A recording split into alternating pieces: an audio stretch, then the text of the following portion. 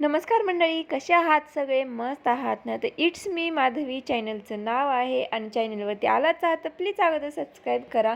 आणि मिनी ब्लॉगमध्ये तुमचं सगळ्यांचं खूप खूप स्वागत आहे. तर आज ना दोन्ही मुलांच्या मी कटिंग करण्यासाठी त्यांना घेऊन गेले होते आणि दुपारचे म्हणजे 11:30 वाजले होते. इतकं भयानक ऊन होतं, खूप जास्त ऊन होतं.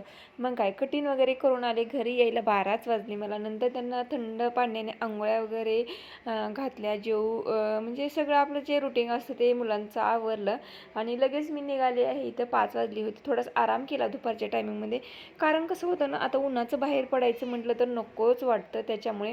तर आज मी गेले होते परत डीमार्टला आणि तुम्ही मोठा लॉंग व्हिडिओ पाहिला असेल तर पाठीमागे मी गेले होते तेव्हा ना विराजसाठी ना एक क्रॉक्स आणला होता मी.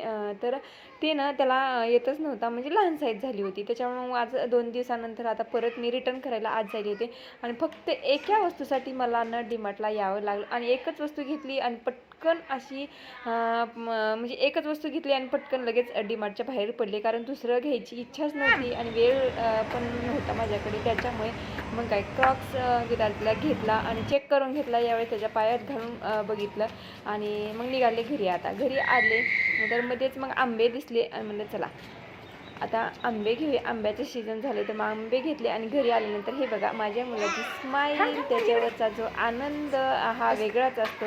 आणि कसा वाटला तुम्हाला ब्लॉग? आवडला असेल नक्कीच लाईक करा, सबस्क्राईब करा. परवा आता निघाला ना खाली खेळायला. जा लांब जाऊ नको.